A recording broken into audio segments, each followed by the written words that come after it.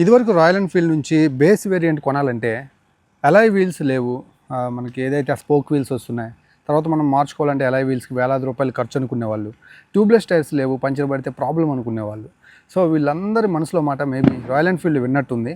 అందుకే మనకి royal Enfield premium base variant అయినటువంటి టార్మాక్ బ్లాక్ని అయితే తీసుకొచ్చేసింది అనమాట. సో ఇది నిజంగా వాల్యూ ఫర్ మనీ వెహికలేనా?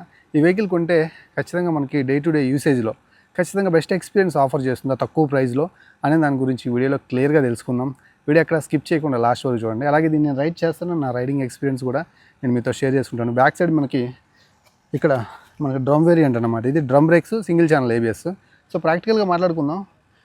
దీని యొక్క బ్రేకింగ్ సిస్టమ్ ఎలా ఉంటుంది అనే దాని గురించి బ్రేక్ చేసి నేను చూపిస్తాను. అలాగే ఇది 140 సెక్షన్ టైర్ మనకి అక్కడ టాప్లో వస్తుంటే ఈ ప్రీమియం బేస్ వేరియంట్లో మనకి 120 సెక్షన్ టైరే వచ్చేస్తుంది, అంటే విడ్త్ కూడా తగ్గింది.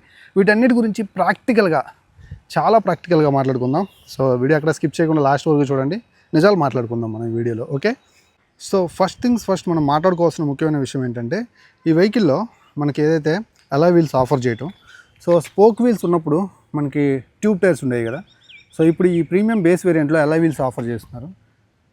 సో మనం అదనంగా మళ్ళీ వీల్స్ కోసం అంటే బాగుంటాయి వీల్స్ వేస్తే, అలాయ్ వీల్స్ వేస్తే అని చెప్పి మనం అదనంగా 10,000 నుంచి 12,000 రూపాయలు ఎక్స్ట్రా పెట్టుకొని ఆ వీల్స్ వేయించుకోవాల్సిన అవసరం లేదు. ఇది ఒక గుడ్ థింగ్ అన్నమాట. అలాగే ఇక్కడ మనకి 120 సెక్షన్ టైర్ ఆఫర్ చేస్తున్నారు. సో విడ్త్ అయితే తగ్గింది, కానీ ఏంటంటే దీనివల్ల మనకి అడ్వాంటేజ్ ఫస్ట్ మాట్లాడుకుంటే మంచి ఇన్స్టెంట్ పికప్, లైట్ వెయిట్ ఉంటుందన్నమాట వెహికల్. దాంతోపాటుగా మనకు ఆ వీల్ బేస్ కూడా ఏంటంటే ఆ వీల్ విడ్త్ కూడా తగ్గింది కాబట్టి ఇన్స్టెంట్గా మూవ్ అయిపోతుంది మనకి 140 సెక్షన్ టైర్ కంటే కూడా. అలాగే మెయిన్ ఇంకో విషయం ఏంటంటే మైలేజ్, స్పెసిఫిక్గా మైలేజ్ ఓరియంటెడ్ వెహికల్ లాగా అనిపిస్తుంది అనమాట రాయల్ ఎన్ఫీల్డ్ నుంచి. సో ఈజీగా మీకు ఆ 35 నెంబర్ ఏదైతే ఉందో అది సిటీలో తగ్గదు. ఇంకా హైవే మీద చూసుకున్నట్లయితే ఈజీగా 40 కిలోమీటర్లు వచ్చిన ఆశ్చర్యపోకర్లేదు, ఎందుకంటే వీల్ సైజ్ కూడా తగ్గింది, 120 సెక్షన్కి డిక్రీజ్ చేశారు కాబట్టి. అఫ్కోర్స్ కొంచెం రోడ్ గ్రిప్ అనేది తగ్గుతుంది, ఇది ఒక చిన్న డిసడ్వాంటేజ్. ఇక్కడ మీరు చూస్తే ఏదైతే ఈ డ్రమ్ వేరియంట్ ఏదైతే ఉందో మనకి ఇక్కడ ABS కూడా లేదు. మీరు ఇక్కడ బ్రేక్ చేసేటప్పుడు మాత్రం ఖచ్చితంగా కొంచెం ఆచితూచి వేయాలి. ఫ్రంట్ బ్రేక్ అయితే మీకు 300 mm డిస్క్ బ్రేక్ ఉంది, సింగిల్ ఛానల్ ABS ఉంది. సో హ్యాపీగా కాన్ఫిడెంట్గా కొట్టొచ్చు. కానీ బ్యాక్ సైడ్ బ్రేక్ మాత్రం మీరు చాలా జాగ్రత్తగా అప్లై చేయాలన్నమాట. సో ఇది ఎందుకు చెప్తున్నానంటే ఇలా దీనికి ప్రాక్టికల్గా మనం మాట్లాడుకుంటే ఈ వెహికల్ అనేది మనం 100-120 స్పీడ్లో క్రూజ్ చేసే బండి అయితే కాదు. జనరల్గా సిటీ ట్రాఫిక్ కండిషన్లో 50-60 స్పీడ్ వెళ్తాం. ఆ స్పీడ్లో ఈ డ్రమ్ బ్రేక్ తోటి ఈ బండిని ఆపటం నాకు తెలిసి చాలా ఈజీ. లేదు మీరు హైవే మీద కొంచెం లాంగ్ రైడ్ వెళ్దాం అనుకున్నట్లయితే 80-90లో క్రూజ్ చేస్తున్నా సరే, సో 70% ఫ్రంట్ బ్రేక్ అప్లై చేసి బ్యాక్ సైడ్ బ్రేక్ ఒక 30% అప్లై చేసిన వెహికల్ చాలా కూల్ అండ్ కామ్గా ఆగిపోతుంది అనమాట. ఇంకా మీరు చూసుకుంటే ఇక్కడ హైలైట్ ఈ వెహికల్లో J సిరీస్ ఇంజిన్ అనమాట. 20.2 bhp power, 27 Nm of torque. So మీకు ఎలా ఉంటుందంటే అసలు రైడ్ చేసేటప్పుడు నేను మాట్లాడతాను ఎంత స్మూత్ అండ్ ఎంత రిలయబుల్ ఇంజిన్ అంటే, సో ఎంత మంచి కామ్ అండ్ కూల్ ఇంజిన్ అంటే, సో మీకు రైడ్ చేసేటప్పుడు బటరీ స్మూత్ అంటారు కదా, అలాంటి ఒక ఫీల్ ఆఫర్ చేస్తుంది అనమాట. అండ్ ఆ ఇన్స్టెంట్ పికప్ అయితే మాత్రం పంచీగా ఇస్తుంది మీరు థ్రాటిల్ తిప్పిన ప్రతిసారి.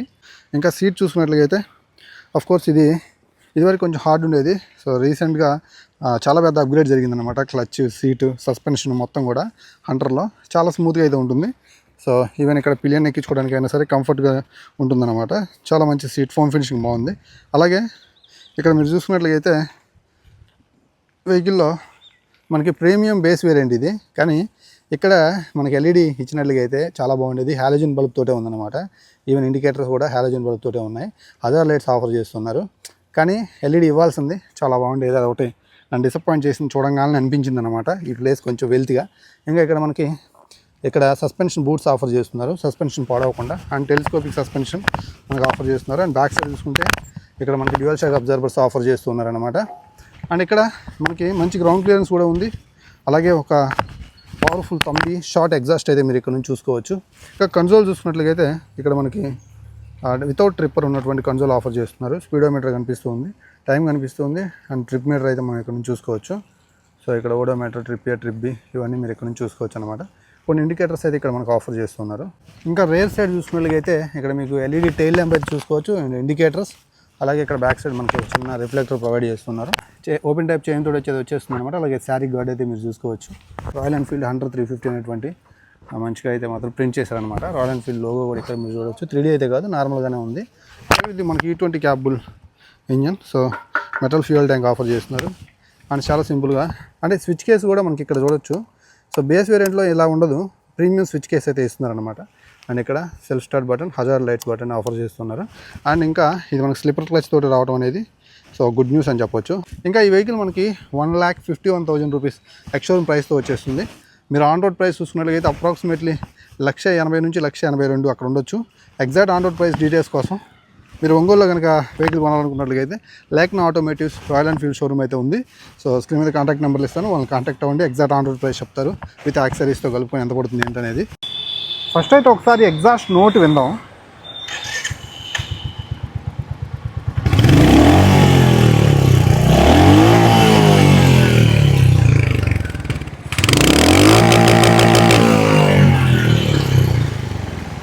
చాలా పవర్ఫుల్గా అనిపించింది కదా.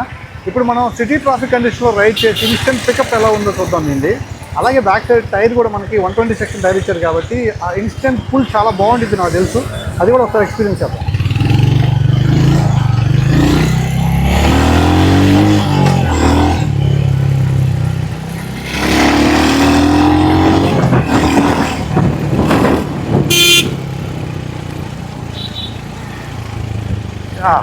లాస్ట్ నేను ఆస్ట్రోనాట్ మూన్ షాట్ వైట్ నేను రివ్యూ చేసినప్పుడు దాంట్లో 140 సెక్షన్ టైర్ ఉంది. సో ఇది వచ్చేసరికి మనకి 120 సెక్షన్ టైరు. తెలుస్తుంది ఆ ఇన్స్టెంట్ పికప్ చాలా ఇన్స్టెంట్గా క్విక్ రెస్పాన్స్ అయితే ఉందన్నమాట వెహికల్. సో ఈవెన్ అది ఇన్స్టెంట్ గేర్స్లో బాగుంది. ఫస్ట్ సెకండ్ థర్డ్ గేర్స్లో మీకు ఫీల్ తెలుస్తుంది. ఇలా సప్ అని చెప్పి ఆ టైట్ ట్రాఫిక్ కండిషన్లో ఇన్స్టెంట్గా మూవ్ అయిపోయే వాళ్ళకి ఇది చాలా సపోర్ట్గా ఉంటుంది. టైర్ కూడా మనకి తక్కువ సైజులో ఇచ్చారు కాబట్టి కొంచెం మైలేజ్ సెంట్రిక్గా ఉంటుంది. ఇన్స్టెంట్ పికప్ బాగుంటుంది. అండ్ వీల్ బేస్ కూడా తక్కువ కదా, అందువల్ల మీకు ఏంటంటే ఇన్స్టెంట్ ఖర్చు కూడా మీరు కొట్టచ్చు. ఆ ట్రాఫిక్ కండిషన్లో దూరం వెళ్దాం అనుకున్న వాళ్ళు రాయల్ ఎన్ఫీల్డ్ వెహికల్ తీసుకుని వెళ్దాం అనుకుంటే మీకు 1 and only option. So light weight 181 kgs and తక్కువ వీల్ బేస్ కూడా. సీట్ చాలా కంఫర్ట్ అనిపిస్తుంది నాకు. ఫోమ్ ఫినిషింగ్ అయితే మాత్రం అదే ఈ లాస్ట్ ఇయర్ అనుకుంటా 2025లో దీంట్లో మేజర్ అప్గ్రేడ్ అయితే జరిగింది.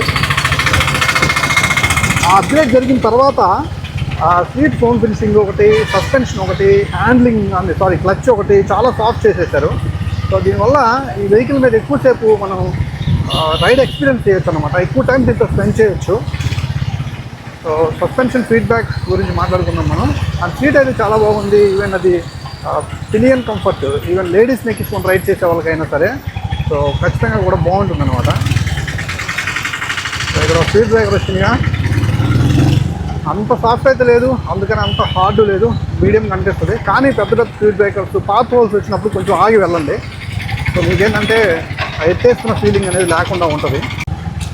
సో బ్రేక్ చేస్తున్నప్పుడు సడన్ బ్రేక్ మీకు ఇది రెస్పాన్స్ బాగానే ఉంటుంది. ఫ్రంట్ ఏబిఎస్ ఉంది కాబట్టి, బ్యాక్ సైడ్ మాత్రం ఇన్స్టెంట్గా సడన్గా బ్రేక్ కొట్టారంటే స్కిడ్ అవుతుంది.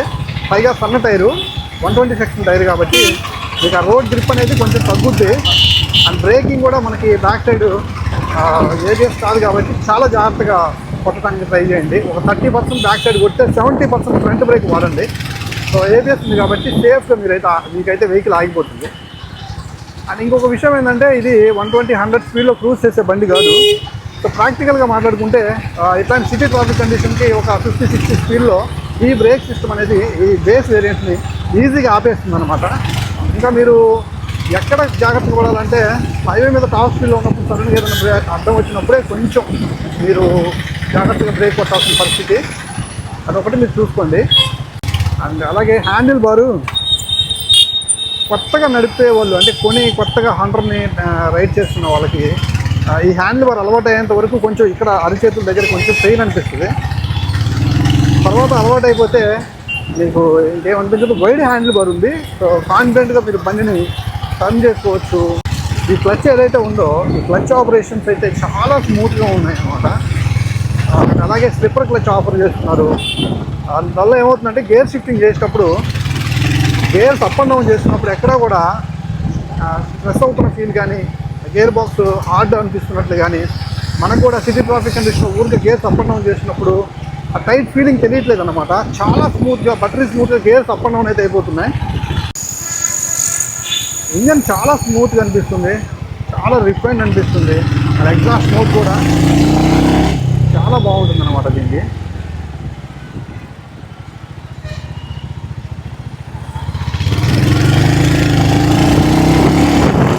మ్యాక్సిమం సిటీలో థర్డ్ ఫోర్త్ గేర్ కూడా వేసుకోడు,